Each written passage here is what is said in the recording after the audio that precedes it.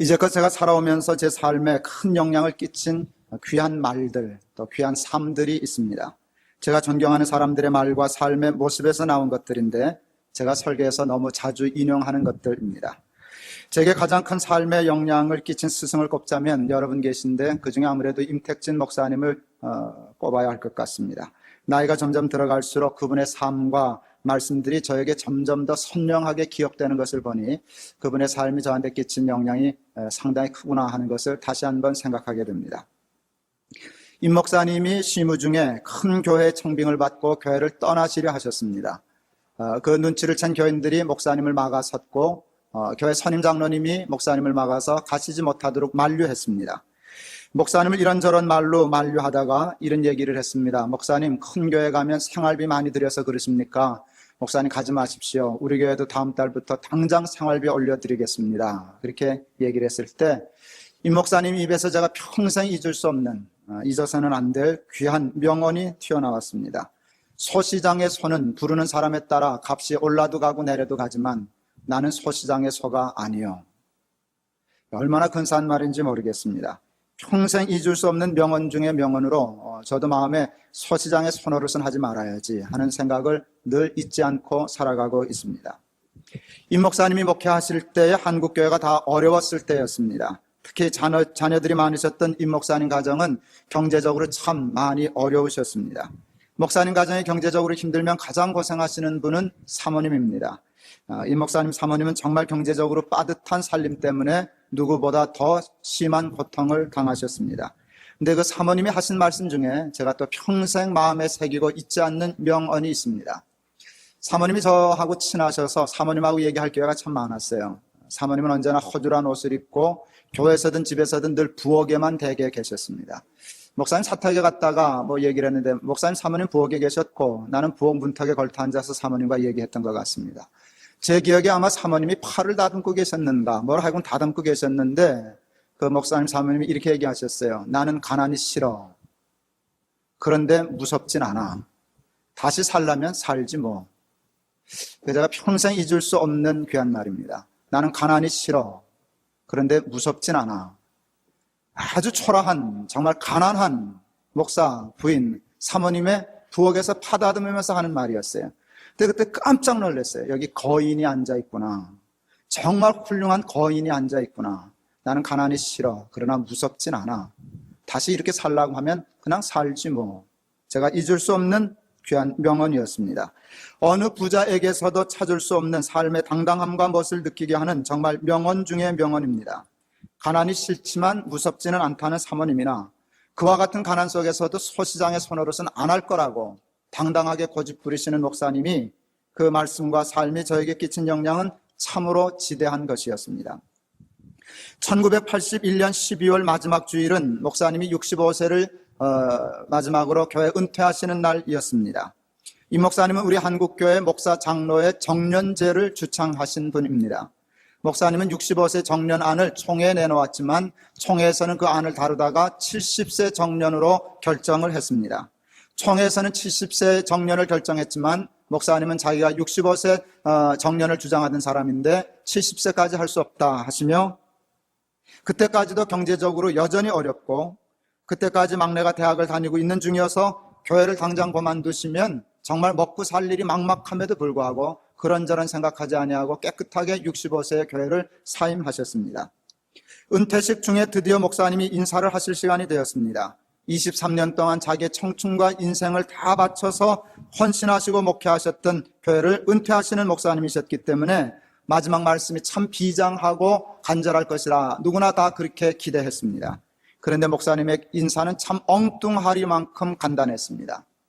명한 대로 행하였다고 종에게 살해하겠느냐. 이와 같이 너희도 명령받은 것을 다 행한 후에 이르기를 우리는 무익한 종이라 우리의 하여야 할 일을 한 것뿐이라 할지니라. 는 누가복음 17장 9절과 10절의 말씀을 암송하신 후 그동안 감사했습니다. 딱 한마디 하시고 고개 숙여 인사하시고는 교회를 떠나셨습니다. 충격이었습니다. 그리고 저는 그 모습을 지금도 잊을 수가 없습니다. 참 할아버지 멋쟁이다. 너무 근사하다. 할 말이 왜 없었겠어요? 당부하고 싶은 일, 그동안 섭섭했던 일이라도 할 법하지만 그 말 딱 끊고 명한 대로 행하였다고 종에게 살해하겠느냐? 마땅히 해야 할 일을 한 것뿐이다 할지니라. 그동안 감사했습니다. 청량리 중앙교회는 제가 어려서부터 자라난 모교회입니다. 남달리 사랑하고 애착을 가지고 있는 교회입니다. 청량리 중앙교회가 임 목사님 때 건축하였던 예배당을 허물고 새로 건축하였습니다. 그 예배당을 새로 건축하려고 하였을 때 저는 마음으로 찬성하지 않았습니다. 새 예배당을 지을 만큼 교인이 늘어난 것도 아니고 새 예배당을 지을 만큼 예배당이 낡은 것도 아니었기 때문입니다. 목사님 댁에 찾아가서 목사님과 얘기할 기회가 있었는데 제가 속에 있는 소리를 툭 내밀었어요. 그 왜 쓸데없이 멀쩡한 예배당 허무는지 몰라요? 예배당 지을 만큼 교인이 는 것도 아니고 예배당 새로 지을 만큼 예배당에 낡은 것도 아닌데 왜 그 쓸데없는 일을 하는지 모르겠어요 하고 목사님께 말씀드렸습니다. 제가 그렇게 얘기하면 임 목사님은 이렇게 얘기하셔야 됩니다. 글쎄 말이야, 그 친구 왜 그 쓸데없는 짓 하는지 모르겠어? 이러고 서로 주거니 받거니 맞장구를 쳐야만 되는 상황입니다. 임 목사님과 저는 그 정도 얘기할 수 있는 관계입니다. 근데 목사님이 뜻밖의 아무 말도 안 하셨어요. 그리고 딱 한마디 내놓으셨어요. 정말 내뱉으셨어요. 이렇게 얘기하시대요. 내 교회인가 뭐? 저는 그때 소름 끼치듯이 놀랐어요. 내 교회인가 뭐? 딱 그러고 두 말도 하지 않으셨어요. 남들은 모릅니다. 저는 압니다. 왜 청량리 중앙교회가 임 목사님 교회가 아닙니까? 그분이 얼마나 교회에 헌신하셨는데, 얼마나 최선을 다하셨는데, 얼마나 정성을 다 쏟았는데 그렇게 성실하게 목회하신 분이 없습니다. 그런데 왜 청량리 중앙교회가 자기 교회가 아니에요? 그런데 은퇴하고 나서는 자기 교회 아니라는 거예요. 새로운 목사님이 허물면 허무는 거고 지으면 짓는 것이지 나는 그에 대해서 가타부타 말할 자격이 없다. 말하지 않는다. 청량리 중앙교회에는 김익명 장로님이라는 분이 계십니다. 지금은 은퇴하신 장로님이십니다. 주일 장년 출석이 500명 정도 되던 때 교회 재정의 3분의 1을 혼자서 연보하던 분이었습니다. 아무리 부자라고 하여도 그렇게 헌금하기는 쉽지 않습니다. 제가 주일학교 교육전도사를 하고 있을 때 그 장로님이 주일학교 부장이셨습니다. 저를 가족처럼 아껴주셨고 제 학비는 그분이 다 됐습니다. 그만큼 저에게 도움을 많이 주신 분이었습니다. 어느 날 당회에 건의하고 싶은 일이 하나 있어서 그 장로님에게 부탁을 드렸습니다. 그런데 뜻밖에도 장로님은 정중하게 조심스럽게 제 부탁을 거절하셨습니다. 그리고 정말 저에게 평생 잊을 수 없는 명언을 남겨주셨습니다. 전도사님이 알다시피 제가 교회 연벌 좀 많이 하지 않습니까? 좀 많이 하시나요? 되게 많이 하시죠? 그래서 저는 당회에 가서 말 잘 안 합니다. 왜요? 연벌을 많이 하든지 말을 많이 하든지 둘 중에 하나만 많이 해야지 둘 다 많이 하면 못 씁니다. 나는 그 모습도 있지 않습니다. 말을 많이 하든지 연벌을 많이 하든지 둘 중에 하나를 해야 한다는 말, 여러분 쉽지 않습니다. 세상에 돈처럼 힘이 있는 것은 없습니다. 그런데 그렇게 많은 돈을 헌금하면서도 그 힘을 교회에서 쓰지 않도록 철저히 자기를 절제하는 사람은 내가 이제껏 본 일이 솔직히 없습니다. 연벌을 많이 하든 말을 많이 하든 둘 중에 하나만 해야 한다는 말씀은 제 평생에 잊을 수 없는 명언입니다. 저도 그렇게 살고 싶습니다. 제가 연벌을 많이 하는 사람이 될 수 있을런지는 모르나 그건 거의 그렇게 쉽지는 않겠지만 저 나름대로도 교회든 어디든 공은 세울 수 있을 것이에요. 그러나 말하지 않을 작정입니다. 이만큼 공을 세웠으니 이만큼 말해도 돼 하는 식의 사고방식은 갖지 않으려 합니다. 마지막으로 오늘 제가 인용하려고 하는 말은 제가 무엇보다도 귀한 자녀 5번째 설교에서 인용했던 제일동포 야구선수 장훈 선수 이야기입니다. 자기를 조센징이라고 놀리며 조센징 가라, 조센징 가라를 외치는 일본 관중들을 향하여 그래 나는 조센징이다 라고 외쳤던 장훈 선수, 그 한마디가 제 인생에 끼친 영향은 상상을 초월하는 것이었습니다. 가난할 때 저는 이렇게 얘기했어요. 그래 나는 가난하다. 그렇게 얘기하니까 삶이 한결 달라지더라고요. 그래서 못 쟀는데 하니까 아무것도 아니더라고요. 실패할 때가 있었어요. 주눅 들고 열등의식을 가질 수 있었지만 그래 나 한 번 실패했다. 그게 나는 조센징이다라는 말이더라고요. 그래 나 대학 한 번 떨어졌다. 나 그래 이번에 좀 실수했다. 그래서 나 다시 홈런 칠 수 있어. 여러분, 나는 조센징이다는 말처럼 또 저에게 큰 영향을 끼친 말이 그다지 많지 않습니다. 저는 그래서 장훈 선수 참 좋아합니다. 지금까지 말씀드린 제 삶에 영향을 끼친 명언들을 다시 정리해보면 다음과 같습니다. 나는 소시장의 소가 아니요. 나는 가난이 싫어. 그러나 무섭진 않아. 명한 대로 행하였다고 종에게 살해하겠느냐? 내 교회인가 말을 많이 하든지 연벌을 많이 하든지 그래 나는 조센징이다. 이 6가지 말은 세 말과 세 말로 둘로 나뉘어집니다. 첫째 유형의 세 말은 이것입니다. 나는 서시장의 서가 아니요 나는 가난이 싫어 그러나 무섭진 않아. 그래 나는 조생징이다. 이 세 말의 공통점이 뭔지 아세요, 여러분? 이 세 말의 공통점은 다 약할 때 할 수 있는 말이라는 것이에요. 부할 때는 할 수 없는 말이에요. 성공했을 때는 할 수 없는 말이에요. 여러분, 성공하고 힘있고 강한 자가 됐을 때는 할 수 없는 말이라는 것이 이 말의 공통점입니다. 약하고 가난할 때 할 수 있는 말인데 중요한 것은 당당하다는 것이. 약하고 가난한데 당당하다. 저는 약할 때 당당함이 얼마나 근사한 것인가를 배웠습니다. 여러분, 나는 서시장의 서가 아니요 할 때 목사님 엄청 가난하셨어요. 그런데도 서시장의 서는 아니라 그러셨어요. 그 고생을 1등으로 하는 사모님이 나는 가난이 싫어 그렇게 얘기하시면서도 무섭진 않아. 그리고 대장부처럼 말씀하셨어요. 조센징이란 일본 사람들에게 비아냥거리고 놀림받는 그런 계층의 사람들이었지만 그래 나는 조생진 맞아. 당당하게 외칠 수 있었어요. 일본 사람은 그런 말 할 수 없어요. 부자는 그 말 할 수 없어요. 여러분, 성공한 사람은 그 말 할 수 없어요. 약할 때 당당하니까 내 평생 잊을 수 없는 근사하고 훌륭한 것이 되는구나 생각했어요. 약할 땐 꼭 써먹어야지. 가난할 때 잊지 말고 이걸 써먹어야지. 이 말을 하지 않고 약함을 잊어버리지 않고 가난함을 벗어나지 말아야지 늘 생각하고 살아왔습니다. 두 번째 유형의 말들은 첫 번째 유형과 정반대입니다. 두 번째 유형의 세 말은 이것입니다. 명한 대로 행하였다고 종에게 살해하겠느냐. 내교행가 말을 많이 하든지 연벌을 많이 하든지 이건 강자만이 할 수 있는 말입니다. 23년을 인생을 바쳐 성공적으로 목회를 한 사람만이 이 일을 할 수 있어요. 엉터리로 목회해놓고서 내교행가 이런 싹금 같은 이라고 당장 욕 얻어먹죠. 명한 대로 행하였다고 그 얘기를 하면 사람들이 웃어요. 하긴 뭘 했냐 안단 놀아놓고는. 최선을 다하고 성공한 사람만이 할 수 있는 말이에요. 연벌을 많이 하든지 연벌한 사람은 이 말을 할 수 없어요. 연벌을 많이 한 사람만이 할 수 있는 말이에요. 근데 이 세 말의 공통점은 뭔지 아세요? 강하고 성공하고 부한데 겸손하다는 것이.